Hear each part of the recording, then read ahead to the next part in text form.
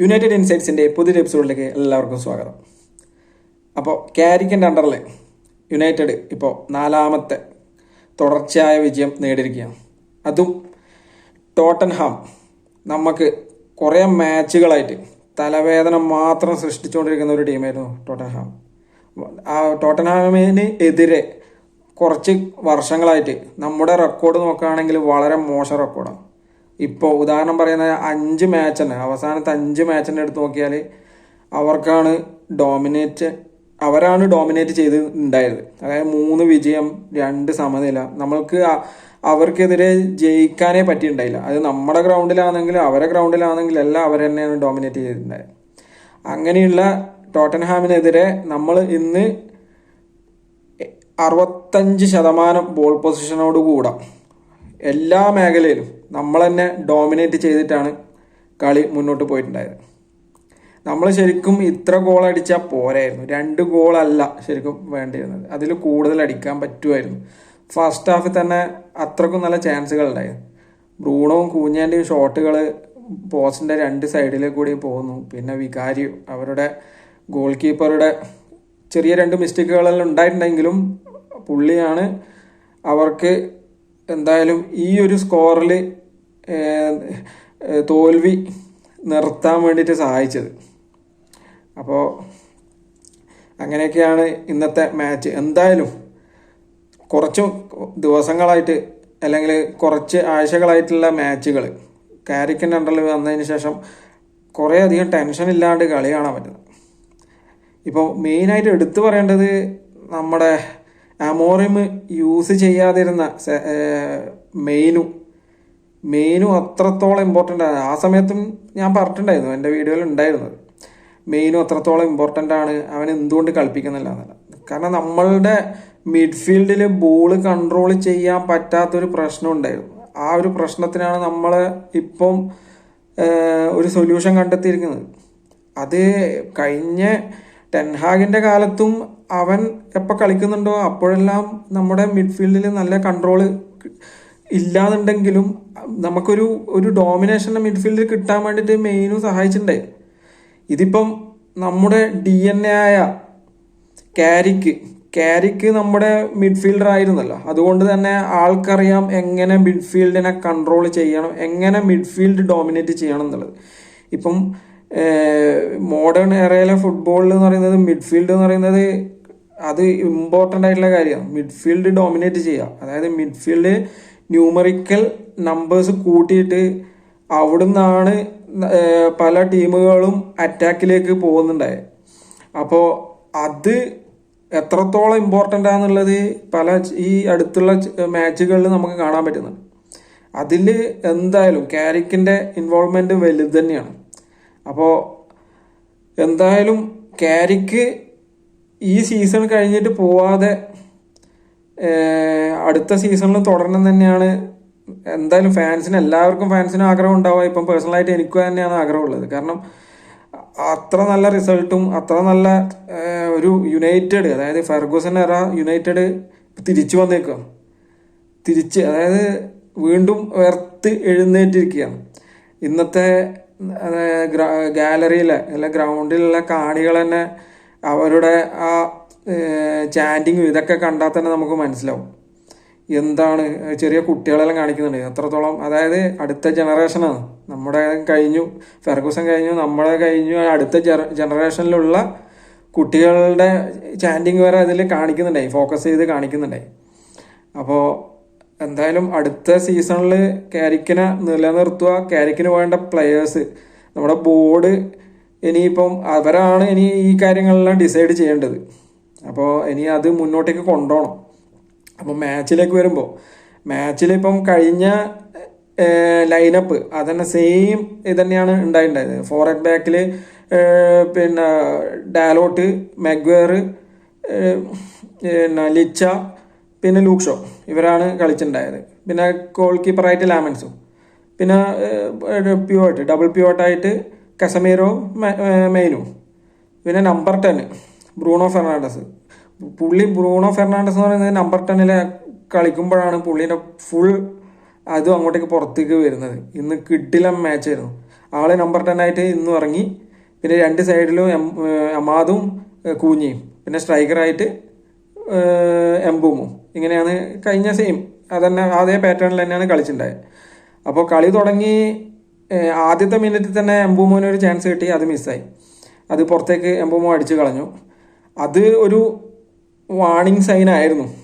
പിന്നെ സ്പേഴ്സിൻ്റെ ഒരു ഇതെന്ന് പറയുന്നത് അവർ ചില മാച്ചുകളെല്ലാം നല്ല രീതിയിൽ സിറ്റ് ബാക്ക് ചെയ്തിട്ട് വല്ല സെറ്റ് പീസോ അല്ലെങ്കിൽ ഒരു ഹാഫ് ചാൻസോ അല്ലെങ്കിൽ ഒരു ചാൻസ് കിട്ടിയ ഗോൾ അടിക്കുക, പിന്നെ വീണ്ടും അതേ രീതിയിൽ സിറ്റ് ബാക്ക് ചെയ്യുക. ഇതാണ് അവരുടെ ഒരു ശൈലിയായിട്ടുണ്ടായിരുന്നത്. അപ്പോൾ അതേ ശൈലിയിൽ തന്നെയാണ് ഇന്നും തുടങ്ങിയിട്ടുണ്ടായത്. അവർ സിറ്റ് ബാക്ക് ചെയ്യുന്നു, അവർ ആവശ്യമുള്ള സമയത്ത് കൗണ്ടർ ചെയ്യാൻ വേണ്ടിയിട്ട് തന്നെയാണ് തയ്യാറെടുത്തിട്ടുണ്ടായത്. പക്ഷേങ്കിൽ യുണൈറ്റഡ് ക്യുക്കായിട്ട് തന്നെ അതായത് മിഡ്ഫീൽഡ് തന്നെ അവർ ക്ലോസ് ചെയ്യുന്നുണ്ട് യുണൈറ്റഡ്. അവിടുന്ന് അവർക്ക് അങ്ങോട്ടേക്ക് കൂടുതൽ മുന്നോട്ടേക്ക് പോകാൻ പറ്റുന്നുണ്ടായില്ല. ചില സന്ദർഭങ്ങളിൽ സ്പേഴ്സിന് ചെറിയൊരു ഹാഫ് ചാൻസ് കിട്ടിയതല്ലാതെ അങ്ങനെ നല്ല രീതിയിൽ ചാൻസ് ഒന്നും സ്പേഴ്സിന് ഉണ്ടാക്കാൻ പറ്റിയിട്ടുണ്ടായില്ല.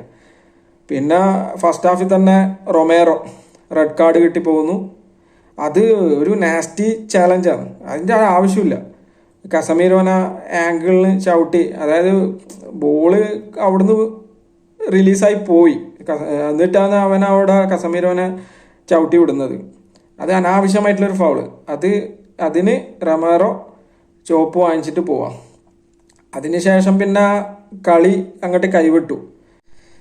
അവരുടെ കോച്ച് അതായത് റൊമേറോക്ക് റെഡ് കാർഡ് കിട്ടിയതിന് ശേഷം പലതവണ അവരോട് ഇൻസ്ട്രക്ഷൻ കൊടുക്കുന്നുണ്ടായിരുന്നു, ഭയങ്കര ക്ലോസ് ഇതിൽ കളിക്കാൻ വേണ്ടിയിട്ട്. എന്നിട്ട് പിന്നെ പലപ്പോഴും ആ ഡിഫൻസ് തന്നെ നമ്മൾ പലപ്പോഴും ബ്രീച്ച് ചെയ്യുന്നുണ്ടായിരുന്നു. പല ചാൻസുകൾ ഉണ്ടായിരുന്നു. ബ്രൂണോന് ചാൻസ് കിട്ടിയിട്ടുണ്ടായിരുന്നു, കൂഞ്ഞക്ക് കിട്ടിയിട്ടുണ്ടായിരുന്നു. കൂഞ്ഞൻ്റെത് പോസ്റ്റിന് അടുത്ത് കൂടിയാണ് പോയിട്ടുണ്ടായത്. അതിനുശേഷമാണ് 38ാം മിനിറ്റിലാണ് എംബൂമോനുള്ള ആ ചാൻസ് വരുന്നത്. അത് കോർണർ ബ്രൂണോ ഷോർട്ടാക്കിയിട്ട് ഫസ്റ്റ് പോസ്റ്റിലേക്ക് കൊടുക്കുക. അവിടെ മെയിനും ഉണ്ടായിരുന്നു. മെയിനും അത് ബോക്സിൻ്റെ എഡ്ജിൽ നിൽക്കുന്ന എംബൂമോന് കൊടുക്കുക. ആ സമയത്ത് സ്പേഴ്സിൻ്റെ പ്ലേയേഴ്സ് എല്ലാം വിചാരിച്ചിട്ടുണ്ടായത് ഡയറക്റ്റ് ക്രോസ് വരുന്നതാണ്. അതുകൊണ്ട് തന്നെ അവർ കറക്റ്റ് ലൈന് അവിടെ സെറ്റ് ചെയ്തിട്ടുണ്ടായത്. അപ്പോൾ എംബൂമോന് അവിടെ നല്ല സ്പേസ് ഉണ്ടായിരുന്നു ഷോട്ട് എടുക്കാൻ വേണ്ടി. ആള് നല്ലൊരു കിഡിലൻ ഒരു നല്ല ടൈം എടുത്തൊരു ഷോട്ട് കൊടുക്കാം. അത് സ്പേഴ്സിൻ്റെ റൈറ്റ് മൂലയിലേക്ക് അങ്ങ് പോയി വീഴാന്ന്. അങ്ങനെ 1-0 നമ്മൾ മുന്നിലെത്തി. അതിനുശേഷവും നമ്മൾ അറ്റാക്ക് ചെയ്യുന്നുണ്ടായിരുന്നു, നല്ല രീതിയിൽ തന്നെ അറ്റാക്ക് ചെയ്യുന്നുണ്ടായിരുന്നു. പിന്നെ അങ്ങനെ ഫസ്റ്റ് ഹാഫ് തീർന്നു. സെക്കൻഡ് ഹാഫിലും അതേ രീതിയിൽ തന്നെ ടെമ്പോ അതേ ഇതിലാണ് മെയിൻറ്റെയിൻ ചെയ്ത് കൊണ്ടുപോയിട്ടുണ്ടായത്. നല്ല രീതിയിൽ തന്നെ കളിക്കുന്നുണ്ടായിരുന്നു. അങ്ങനെ ഒരു 75ാമത്തെ മിനിറ്റിലാണ് കൂഞ്ഞാനെ മാറ്റിയിട്ട് സെസ്കോന നമ്മൾ കൊണ്ടുവരുന്നത്. സെസ്കോന കൊണ്ടുവന്നത് വലിയൊരു ഇമ്പാക്റ്റ് ഉണ്ടാക്കുന്നുണ്ട് കളിയിൽ. അതായത് 81ാമത്തെ മിനിറ്റിൽ നമ്മളെ 2ാമത്തെ ഗോൾ വരുന്നതിൽ സെസ്കോന് നല്ല രീതിയിലുള്ള റോളുണ്ട്. അത് റൈറ്റ് സൈഡിൽ നിന്ന് ഡാലോ കൊടുത്ത ഒരു ക്രോസ്, അത് സെസ്കോൻ്റെ തലയിൽ അത് സെസ്കോന് കറക്റ്റ് കണക്ട് ചെയ്യാൻ പറ്റിയിട്ടുണ്ടായില്ല. സെസ്കോ ജസ്റ്റ് ഫ്ലിക്ക് ചെയ്തിട്ട് ബാക്കോട്ടേക്ക് പോവാണ്. അത് ബ്രൂണോൻ്റെ കാലിലെത്തുന്നു. ബ്രൂണോ ജസ്റ്റ് ടാപ്പിൻ ചെയ്ത് ഫിനിഷ് ചെയ്യുന്നു. അത് നല്ലൊരു ഫിനിഷ്. അങ്ങനെ 2-0 നമ്മൾ മുന്നിലെത്തി.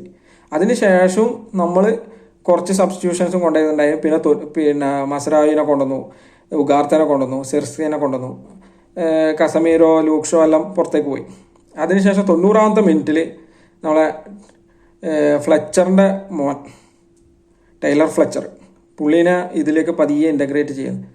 എനിക്ക് തോന്നുന്നത് നമ്മുടെ കാരിക്ക് ഇതേപോലെ പല അക്കാഡമി പ്ലേയേഴ്സിന് ഇനി പതിയെ കാരിക്ക് നിൽക്കുവാണെങ്കിൽ ഇതേപോലെ പല അക്കാഡമി പ്ലേയേഴ്സിനെയും പതിയെ ഇൻ്റഗ്രേറ്റ് ചെയ്ത് ആ ടീമിൻ്റെ ഭാഗമാക്കാൻ പറ്റും എന്നുള്ള ഒരു കോൺഫിഡൻസ് എനിക്ക് ഉണ്ട്. കാരണം ഇതേപോലെയായിരുന്നു ഫെർഗൂസൻ്റെ എറയിലും. നമ്മൾ പല പ്ലേയേഴ്സിനെയും ഇതേപോലെ അക്കാഡമിക് പ്ലേയേഴ്സിനെല്ലാം പല ചെറിയ രീതിയിൽ ഇൻ്റഗ്രേറ്റ് ചെയ്ത് നമ്മുടെ ടീമിൻ്റെ ഭാഗമാക്കിയിട്ടുണ്ട്. അങ്ങനെ കുറേ ലെജൻസും നമുക്ക് ഉണ്ടായിട്ടുണ്ട്. അതേപോലെ കാരിക്കിനും ചെയ്യാൻ പറ്റും എന്ന് എനിക്ക് വിശ്വാസമുണ്ട്. അപ്പോൾ അതിനുശേഷം 96ാമത്തെ മിനിറ്റിൽ സെസ്കോന് കിട്ടിയില്ലൊരു ചാൻസ് കിട്ടി. പക്ഷെ അത് ഹെഡ് ചെയ്തിട്ട് നേരെ ഗോൾ കീപ്പറെ മുന്നിലേക്കാണ് സെസ്കോ കൊടുത്തിട്ടുണ്ടായത്. അത് ഫിനിഷ് ചെയ്തിരുന്നെങ്കിൽ നമ്മൾ 3-0 മുന്നിലെത്തിയാണ്. എന്തായാലും നമ്മൾ മൊത്തത്തിൽ 23 ഷോട്ടാണ് നമ്മൾ അവരെ ഇതിലേക്ക് കൊടുത്തിട്ടുണ്ടായി. അതിൽ 10 ഷോട്ട് ഓൺ ടാർഗറ്റിലേക്ക് പോയിട്ടുണ്ടായി. XG നോക്കുവാണെങ്കിൽ 1.79. എനിക്ക് തോന്നുന്നു ഒരു 5-6 ഗോളെങ്കിലും മിനിമം അടിക്കാൻ പറ്റിയേനെ നമ്മൾ കുറച്ചുകൂടി ക്ലിനിക്കലായിരുന്നെങ്കിൽ. അത്രയ്ക്ക് ചാൻസുകൾ നമ്മൾ ക്രിയേറ്റ് ചെയ്തിട്ടുണ്ടായിരുന്നു.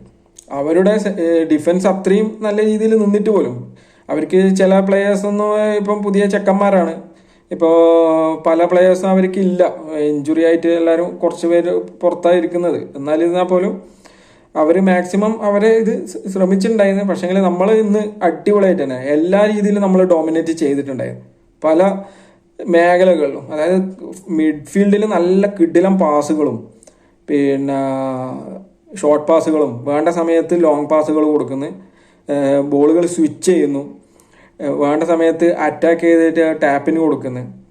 എല്ലാ രീതിയിലും നമ്മൾ അടിപൊളിയായിട്ട് കളിച്ചിട്ടുണ്ടായി. അപ്പോൾ ഈ കളി ഇനിയും തുടരട്ടെ. നമുക്ക് എന്തായാലും ഈ സമ്മർ സീസണിൽ വലിയ കാര്യമായിട്ടുള്ള പ്ലെയേഴ്സ് ഒന്നും വന്നിട്ടില്ല എന്നുണ്ടെങ്കിലും നമുക്ക് ഉള്ള പ്ലെയേഴ്സിനെ വെച്ച് പരിക്കൊന്നും ഇല്ലാതെ ഈ ഇതേപോലെയുള്ള ഇമ്പോർട്ടൻ്റ് ഗെയിമുകളിലും വിജയിക്കാൻ പറ്റട്ടെ. പോയിന്റുകൾ മുന്നോട്ടേക്ക് പോട്ടെ, പോയിന്റ് നിലയിൽ നമ്മൾ ഇനിയും മുന്നോട്ടെത്തട്ടെ.